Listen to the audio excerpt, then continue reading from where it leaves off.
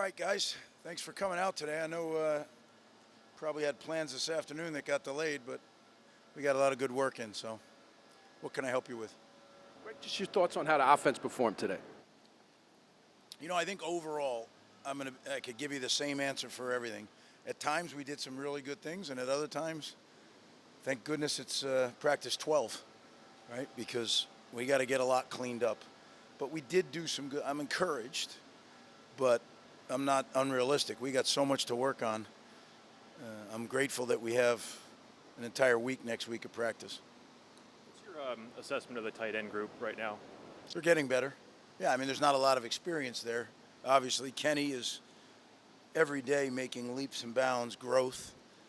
And then, Mike and Victor and the whole group of them, they're definitely improving, but they have to because none of them have really played very much. What did you think of how Ethan did today, and specifically how was his accuracy? Yeah, I thought it was good. I thought he handled the operation well. Missed a couple of deep comebacks that I'm sure he'd like to throw again and hit them, but he hit a lot of balls too. So I thought he did just what we needed him to do today. And I think next week, after now going out and playing game conditions, there's a lot going on now, right? He's got Kirk in his head, or in his earpiece rather, and he's listening. And as you can imagine, when you go under 15 and he disappears, if Kirk was in the middle of a sentence, that could be odd, right? There's a lot of different things that we needed to go through today with the actual game operation. So we got a lot to learn from. I'm sure you've seen some of the national attention you guys have been getting, even some calling you a dark horse college football playoff team. What's your reaction to hearing things like that? Yeah, you hear all that stuff, it's like poison, right? If it's sitting on the counter, it doesn't harm you. If you start drinking it, you're in trouble. We have to work. That's all we have to do. We have to chop every day to have a chance to be good and to go win our opening game. That's right now all our focus is on, is Howard. We haven't turned to them yet. We're focusing on us, but as far as the game that we're concerned with, it's one game, and that's Howard. You acknowledged some competition on the offensive line as something you were looking forward to in training camp. You just give a little bit of an update on how that's going and what you've seen from that group. Well, like I said to you guys, I think the starting offensive line is pretty well set.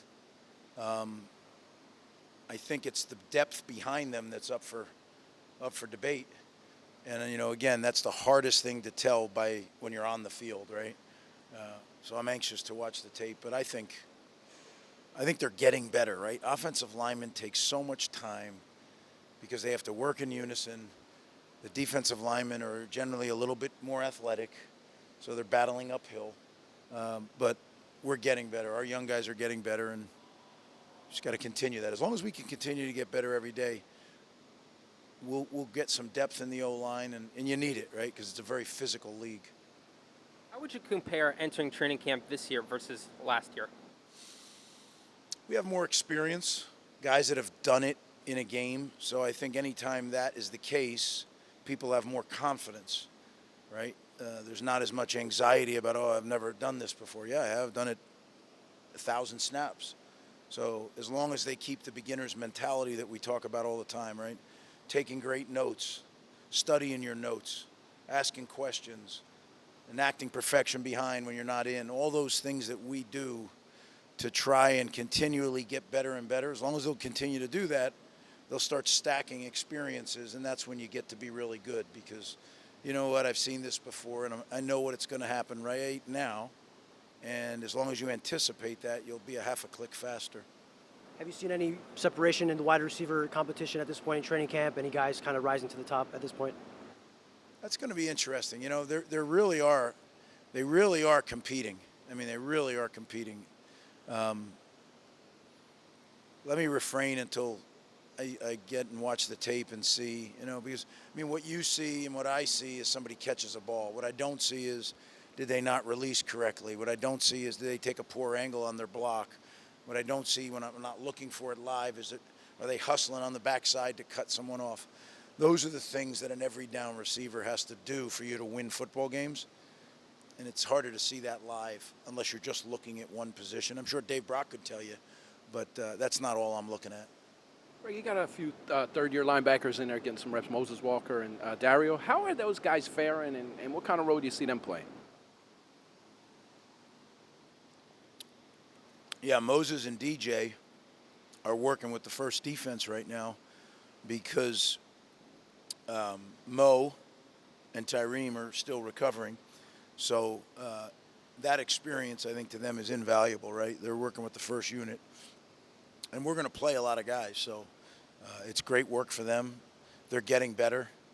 You know, so is Abram Wright getting better. Timmy Heinz-Peters getting, I mean, there's a bunch of guys that are getting better because they're getting these valuable reps.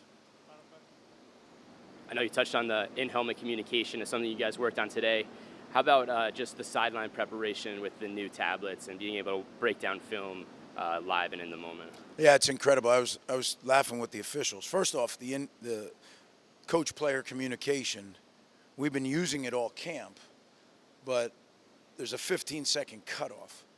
And now what we'll do after this week is start doing the 15-second cutoff in practice, because you think you're talking to somebody and you're not, right? If you're not aware of the clock. The tablets are insane, right? I remember I said to the official, when I started coaching, at the end of the season in January, when the full-time coaches were out recruiting, the GAs did something called cut-ups. And it was actual 16-millimeter film, and you snipped it with a scissor, and you put a piece of tape, and you hung it on a board. All the 16 Power O's went on one board, all the cover twos, and then you made a reel of them. You took them all, you put them together, you spliced them, and then there was one reel of all the cover twos from the year. Then we got this digital stuff, and you can do it on your computer and make a cut-up.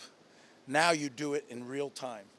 So the coaches can actually mark a play on the iPad and flag it. So when we get to the sideline, give me all the flagged plays, and you get the 6 plays you flagged live, and you're watching them live. So we went from what used to take, off-season studies to put together to doing it from when the series is over until the guys get a Gatorade, and you at least got the plays you got to see. It's been some shift over the years, right? Live and learn. Got to grow with the times. Thank you, guys.